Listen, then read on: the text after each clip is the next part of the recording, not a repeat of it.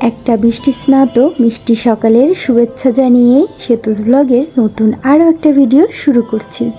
আশা করি সবাই ভালো আছেন, সুস্থ আছেন, আর আমরাও ভালো আছি। আজকে সোমবার আর এখন সকাল ওই 7টা সাড়ে 7টার মতো বাজে, আর এখন থেকে আপনাদের সঙ্গে নিয়ে আজকের ব্লগটা শুরু করছি।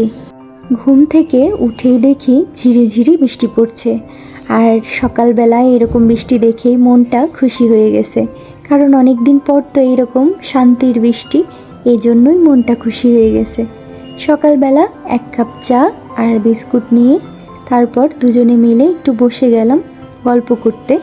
সকালটা যদি ভালো হয় দেখবেন সারাটা দিনও বেশ ভালোই যায়, আর সকালবেলা উঠেই যদি খারাপ যায় তাহলে কিন্তু সারা দিনটাই কেমন জানি এলোমেলো যায়। আজকে একটু দরকার আছে, এজন্য সুপ্তর বাবা আজকে আগেই একটু বের হলো। ও কিন্তু এত তাড়াতাড়ি না হলে যায় না।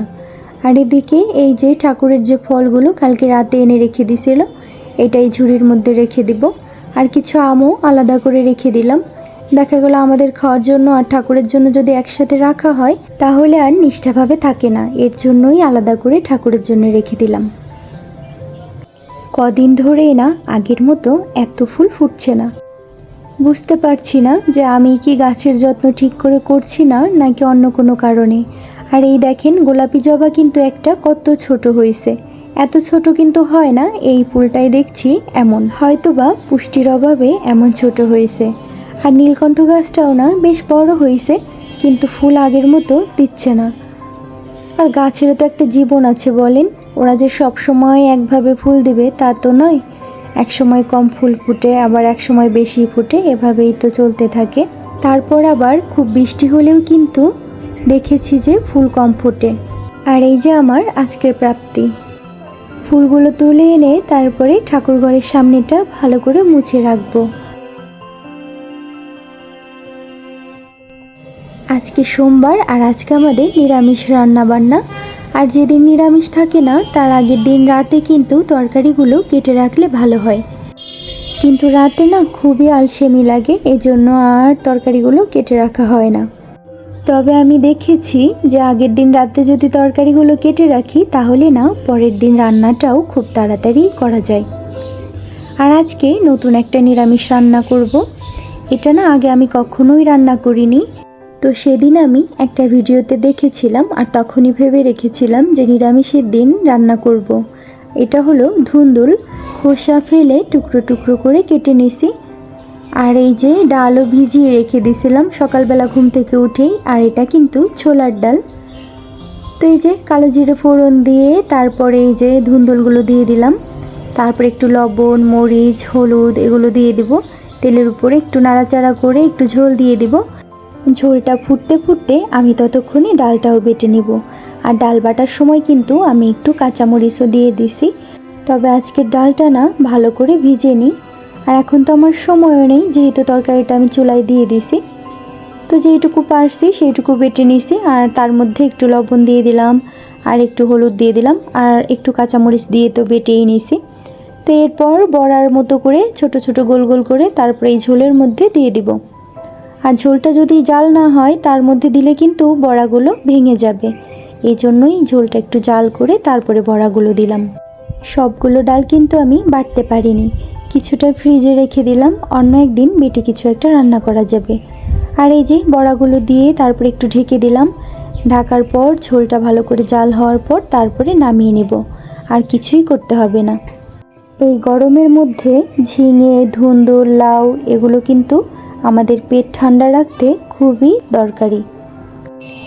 আজকে কিন্তু খিচুড়ি রান্না করব, যেহেতু বৃষ্টি নামছে। আজকে যদি রান্না না করি খিচুড়ি তাহলে কিন্তু অনেক কিছুই মিস করে ফেলবো। মেঘ বৃষ্টির দিনে প্রায় মানুষেরই কিন্তু ঘুম থেকে উঠতে দেরি হয়ে যায়, আর আমারও না কদিন ধরেই ঘুম থেকে উঠতে দেরি শুরু হয়ে যাচ্ছে। আজকেও যেহেতু আমার ঘুম থেকে উঠতে দেরি হয়ে গেছে, এজন্য আজকে একটু বুদ্ধি করেই কাজ করলাম। আর বুদ্ধি করে কাজ করেই কিন্তু এই যে এখন 10:30টার মতো বাজে, এত তাড়াতাড়ি করে রান্নাবাড়া শেষ করে নিতে পারলাম। আজকে কি করেছি, ডাল, তারপরে খিচুড়ি আর ওই যে ধুন্দুলের ঝোল, তো এগুলো চুলায় দিয়েই কিন্তু বাইরের কাজগুলো সেরে ফেলছি। আর এই জন্যই রান্না হতে হতে কিন্তু আমি আমার বাইরের যে কাজগুলো থাকে সেগুলো শেষ করে ফেলতে পারছি। অন্যান্য দিনগুলোতে বাইরের কাজ করে তারপরে রান্নাঘরে যাই, আজকে আর তা করিনি। তো আমার ওই একই সময়ের মধ্যে কিন্তু 2টা কাজই হয়ে গেছে। আর এদিকে দেখেন কতগুলো তরকারি রান্না করছি, তারপরেও কিন্তু শুক্তো শুধু এই যে খিচুড়ি আর একটু লেবু চিপে দিলাম, এটা দিয়েই খেয়ে নেবে। কদিন ধরেই না শুক্তো খাওয়া নিয়ে খুবই ঝামেলা করে। আগে যেমন সব মাছই খেত, তারপরে আবার কিছুদিন বড় মাছ খাবে না, তো ছোটো মাছ যে রান্না করলে খায় এখন, তাও সেটা নিয়েও ঝামেলা করে। আর এদিকে সবজিও খায় না, তাহলে বলেন ওর জন্য আমি কি রান্না করে দিব? মাংসটা একটু খাবে, কিন্তু মাংস রোজ রোজ কি ভালো লাগে বলেন? আর ওর জন্য যে ফ্রিজে একটু তুলে রাখবো, বের করে করে প্রতিদিন দিব, এটাও কিন্তু ঠিক না। বাসি মাংস প্রতিদিন খেতে খেতে কিন্তু ওরও সমস্যা হয়ে যাবে, তো এই কারণেই ওইটা করি না। আর আমরাও না ফ্রিজের ওই বাসি খাবারগুলো একদমই খেতে পারি না, আর খাইও না। দেখা গেল খুবই কম যদি মাংস আর মাছ থেকে যায়, ওইটা ফেলে দেওয়ার ভয়তে তাহলে যদি একটু খাই। শুক্তোর স্কুল ড্রেসের ফতুয়াগুলো একদম সুতির পাতলা কাপড়ে, যে কারণে না একবার ধুলেই ঘোচায় যায়, তো সেগুলো আর আয়রন না করে কিন্তু পরাও যায় না। তো আয়রন করে ওকে রেডি করে দিলাম, আর ও বের হয়ে গেল। এদিকে মা কালকে প্রসাদ দিয়ে দিছিল, সেটাই মনিদিকে একটু দিয়ে আসলাম। আর এখন কিন্তু দুপুরবেলা আমার এই যে পূজা দেওয়া হয়ে গেছে। এই যে ঠাকুরকে আজকে এই ড্রেসটা পরাইছি, হলুদ কালার, তো ঠাকুরকে পরালে না বেশ ভালো লাগে দেখতে।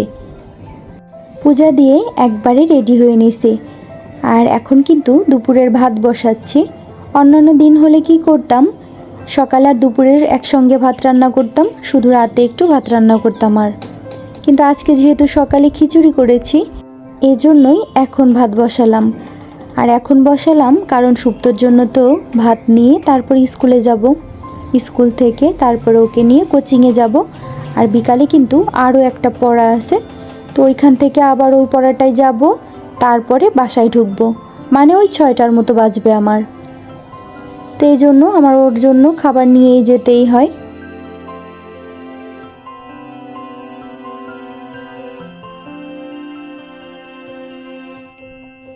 কি করেছি দেখেন একবার, এটা কিন্তু ব্রাশের একটা বক্স, তো এটার মধ্যেই যে চামচটা নিয়েছি যাতে ওইখানে গিয়ে তারপরে চামচটা আর ধুতে না হয়, বক্সটা থেকে বের করেই খাওয়াতে পারবো।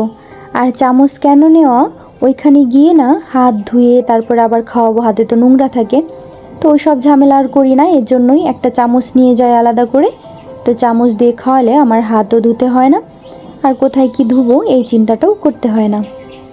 তো ওর খাবারটা নিয়ে নিলাম। এখনও কিন্তু বাইরে ঘুরি ঘুরি বেশ ভালোই বৃষ্টি হচ্ছে, তারপরেও উপায় তো নাই, বের হতেই হবে। আর এদিকে মনিদি একটা মিষ্টি দিয়ে কি জানি বানাইছে, তো ওটার নাম আমার শোনা হয় নাই, বেশ ভালোই টেস্ট হয়েছিল, তো ওটা এনে খাইয়ে দিল। আর আমিও খেয়ে দিয়ে তারপর ওর খাবার নিয়ে বের হয়ে গেলাম।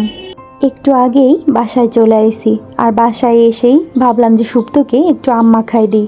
শুক্তো না পাকা আম তো খায় না একেবারেই, তো কাঁচা আমটা খায়, এজন্যই একটু কাঁচা আম চেষ্টা করি মাখাই দেওয়ার জন্য।